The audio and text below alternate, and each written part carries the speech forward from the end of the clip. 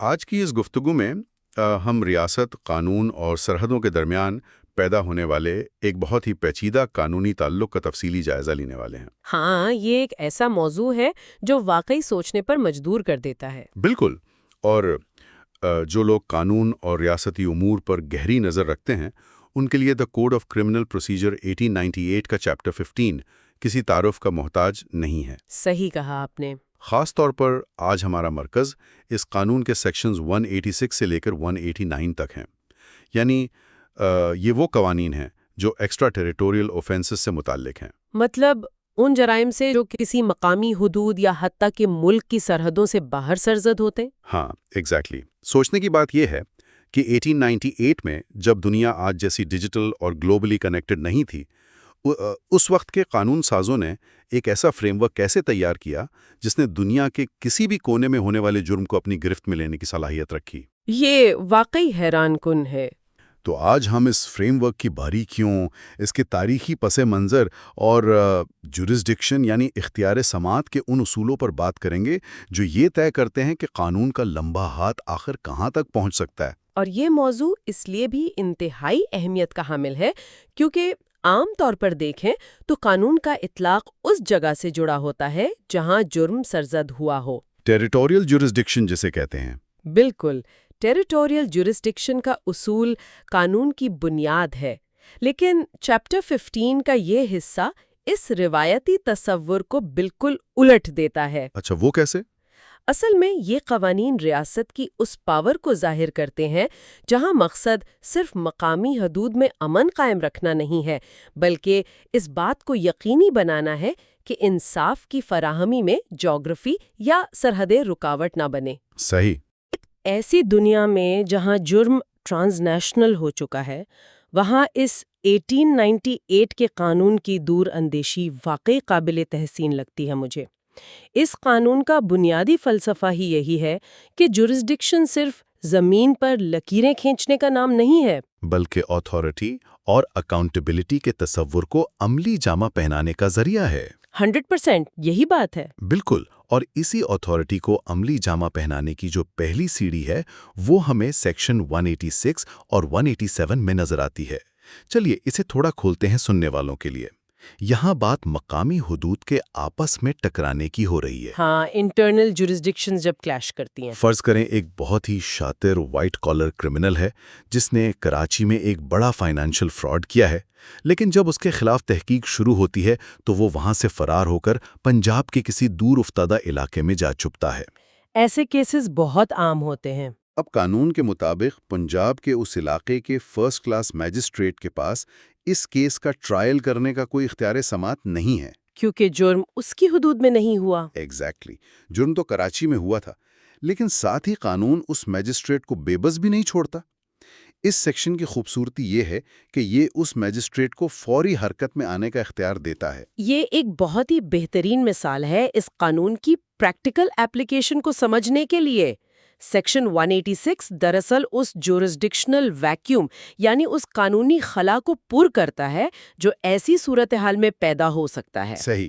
جب اس first class magistrate کو یہ پختہ اطلاع یا یقین ملتا ہے کہ اس کی مقامی حدود میں ایک ایسا شخص موجود ہے جس نے باہر کوئی قابل سزا جرم کیا ہے، تو وہ ابتدائی کارروائی کا آغاز کر سکتی ہے یا کر سکتا ہے۔ یعنی وہ ایکشن لے سکتا ہے وہاں۔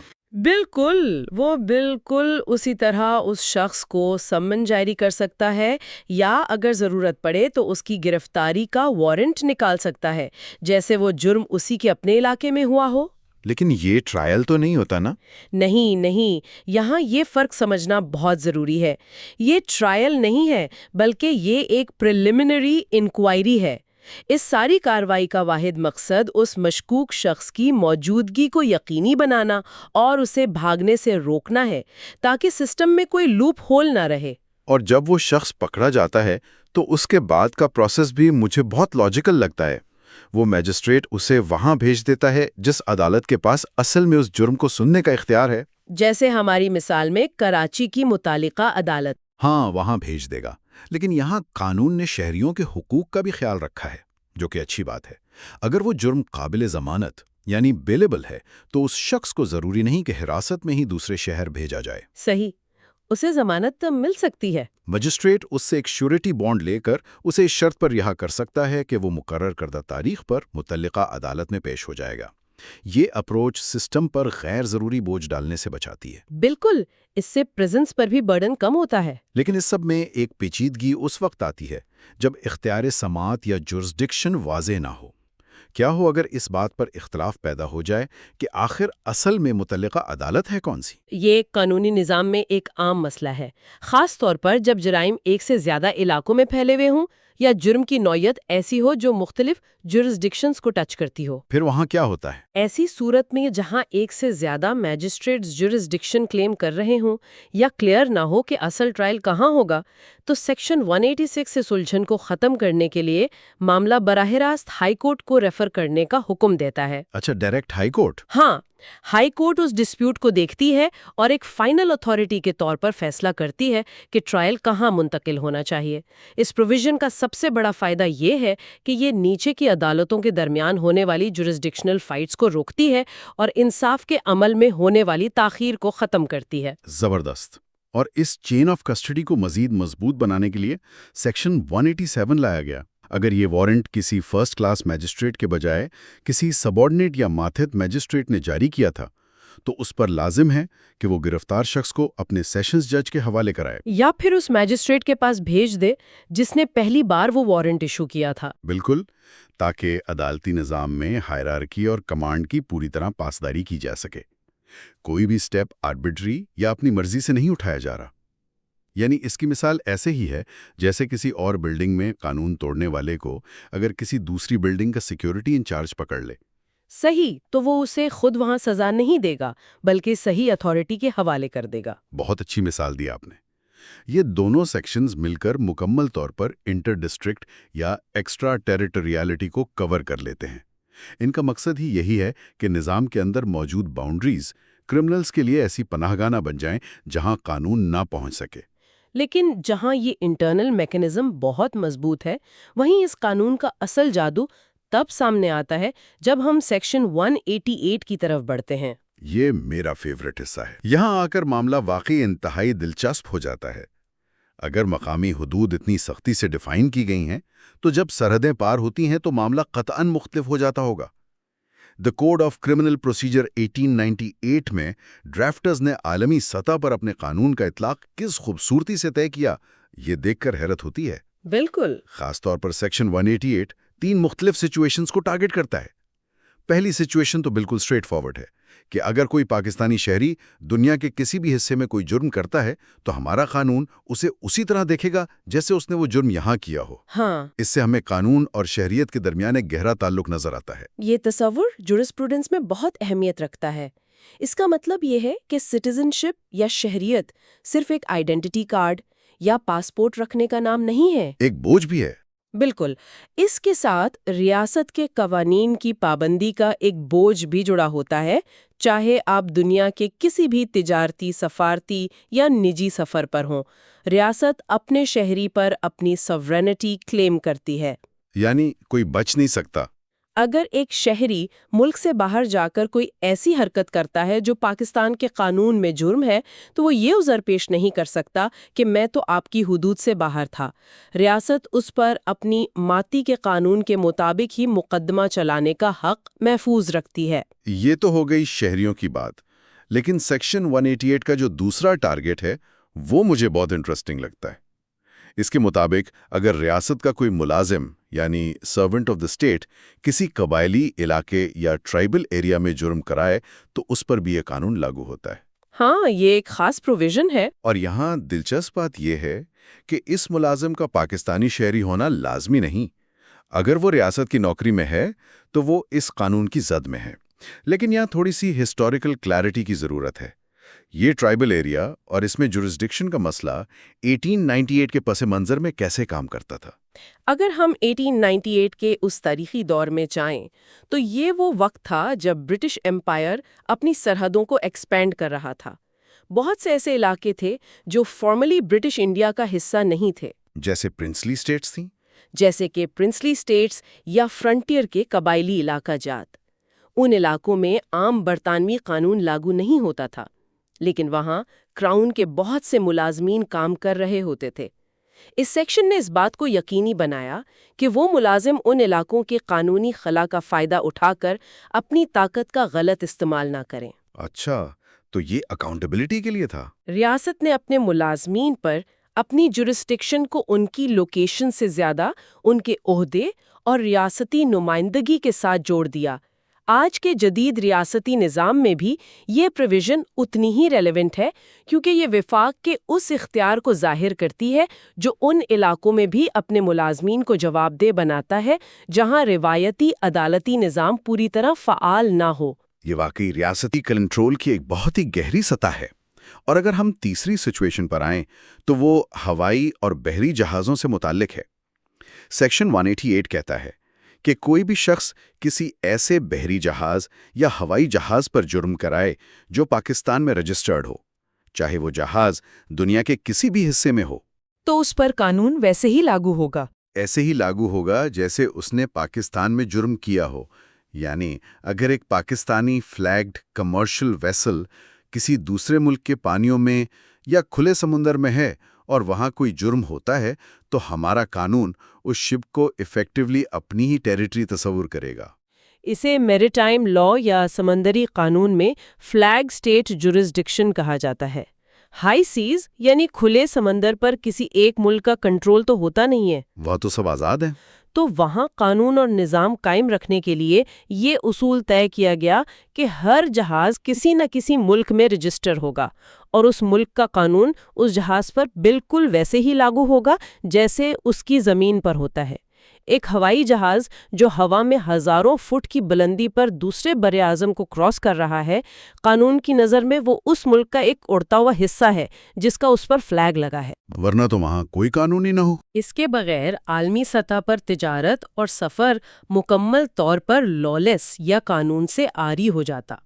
لیکن اس سب میں قانون میں ایک ایسی اصطلاح استعمال ہوئی ہے جو جورسڈکشن کی پوری پریکٹیکل اپلیکیشن کو ہی ڈیفائن کر دیتی ہے۔ میں فاؤنڈ رول کی بات کر رہا ہوں۔ یس، دا فاؤنڈ رول۔ سیکشن 188 کے تحت ان تینوں صورتوں میں اگر شخص پاکستان کے قانون کی زد میں آتا ہے تو اس چیز کا انتظار نہیں کیا جاتا کہ اسے اس مخصوص جگہ لایا جائے، بلکہ جہاں وہ شخص پاکستان کی حدود میں پایا گیا یعنی فاؤنڈ ہوا، بس وہی مقامی عدالت اس کا ٹرائل شروع کر سکتی ہے۔ یہ واقعی بہت پاورفل ٹول ہے۔ یہ ایک بہت ہی اگریسو اور پریکٹیکلی مضبوط قانونی سٹینڈز ہے۔ اگر ایک جرم سمندر کے بیچوں بیچ ایک جہاز پر ہوا اور وہ شخص واپس آ کر پشاور میں کسی جگہ پکڑا گیا تو پشاور کی عدالت اس کا ایسا ٹرائل کرے گی جیسے وہ جرم سمندر پر نہیں، پشاور کی کسی محلے میں سرزد ہوا ہو۔ بالکل، اور اس فاؤنڈ رول کے پیچھے ایک بہت بڑی پریکٹیکل لاجک چھپی ہے۔ یہ ایک قانونی فکشن ہے جو انصاف کو فوری متحرک کرنے کے لیے بنایا گیا ہے۔ اگر یہ اصول نہ ہوتا تو ٹیکنیکل اور جورسڈکشنل بحث میں ہی سالوں لگ جاتے کہ ٹرائل کہاں شروع کیا جائے۔ وہی کہ جورسڈکشن کا رونا روتا رہتا ہر کوئی۔ صحیح کہا، لیکن جہاں ریاست خود کو اتنا وسیع اختیار دیتی ہے وہاں ڈپلومیٹکلی اور قانونی طور پر بہت سے خطرات بھی پیدا ہو جاتے ہیں۔ اگر دوسرا ملک بھی اس شخص پر جورسڈکشن کلیم کر دے تو کیا ہوگا؟ یہ ایک بڑا مسئلہ ہے۔ اسی لیے سیکشن 188 میں بہت سخت سیف گارڈز یا تحفظات بھی موجود ہیں۔ ایسی کسی بھی تحقیق کا آغاز ایسے ہی نہیں ہو سکتا۔ اس علاقے میں جہاں جرم ہونے کا الزام ہے وہاں کے پولیٹیکل ایجنٹ کا ایک سرٹیفکیٹ ضروری ہوتا ہے جو تصدیق کرائے کہ اس جرم کی تحقیق پاکستان میں ہونی چاہیے۔ ہوتا تھا جو ریاستوں اور قبائلی علاقوں میں ان کے مفادات کی نگرانی کرتا تھا، کیونکہ وہاں ان کا ڈائریکٹ ادارتی فریم ورک لاگو نہیں ہوتا تھا۔ آج کے دور میں اسے ہم ڈپلومیٹک ریپرزنٹیٹیوز یا ان وفاقی افسران کے مقابل سمجھ سکتے ہیں جو عالمی یا مخصوص خطوں میں ملک کی نمائندگی کرتے ہیں۔ تو اگر وہاں کوئی ایسی اتھارٹی نہیں ہے تو فیڈرل گورنمنٹ کی منظوری کے بغیر عدالت اس کیس کو نہیں سن سکتی۔ یہ بہت بڑا چیک ہے تاکہ آربیٹری پروسیکیوشن سے بچا جا سکے۔ یہ چیک اس لیے لازمی ہے کیونکہ بین الاقوامی تعلقات اور اسٹیٹ سوورینٹی بہت حساس موضوعات ہیں۔ اگر پاکستان کی عدالت بغیر کسی ڈپلومیٹک کلیئرنس کے کسی ایسے جرم کا ٹرائل شروع کر دے جو کسی اور ملک کی زمین پر ہوا ہے تو یہ دوسرے ملک کی سوورینٹی میں مداخلت سمجھی جا سکتی ہے۔ دو ملکوں کے بیچ مسئلہ بن سکتا ہے۔ اس سرٹیفکیٹ یا وفاقی حکومت کی منظوری کا مقصد ہی یہ یقینی بنانا ہے کہ ڈپلومیٹک چینلز لوپ میں ہیں اور کسی قسم کا بین الاقوامی بحران پیدا نہیں ہو رہا۔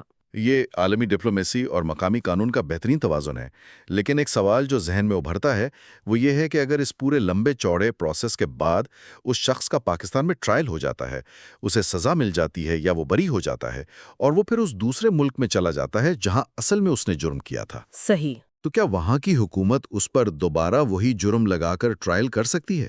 انصاف اور ہیومن رائٹس کا بنیادی اصول تو یہی کہتا ہے کہ ایک ہی جرم کی 2 بار سزا نہیں دی جا سکتی۔ اسے قانون میں ڈبل جیپرڈی کہتے ہیں۔ اور ہمارا قانون اس بات کے مکمل ممانعت کرتا ہے۔ سیکشن 188 اسی پرنسپل کو انفورس کرتا ہے۔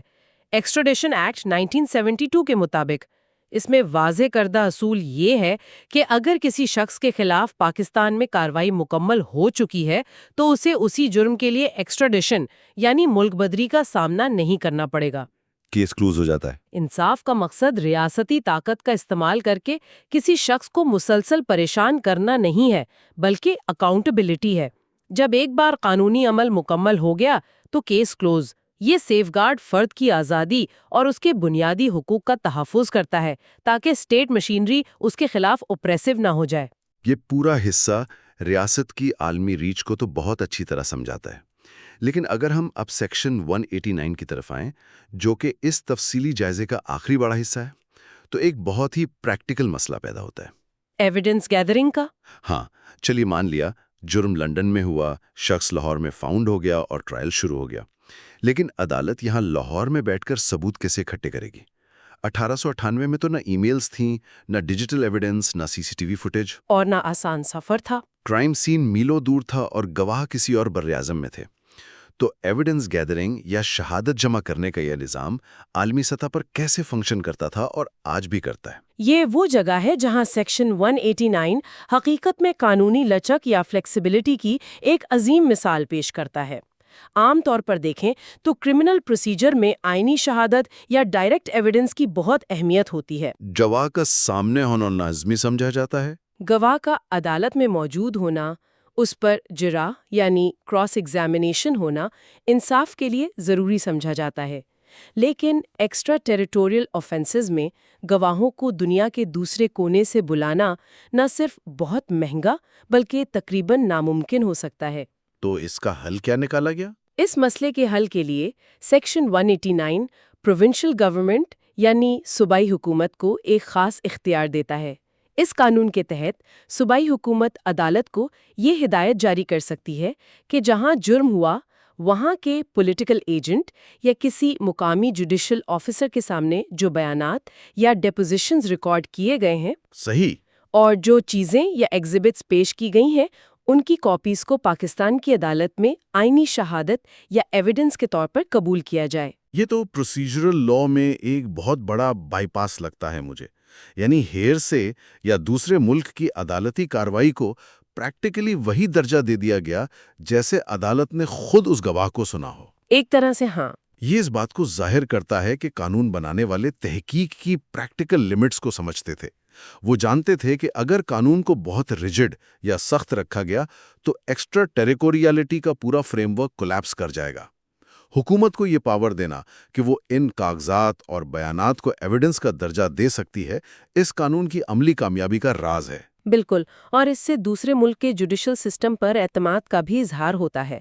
اگر دوسری جورسڈکشن میں ایک میجسٹریشن آفیسر نے بیان ریکارڈ کر لیا ہے تو اسے اتنا ہی مستند یا اوتھینٹک مانا جائے گا۔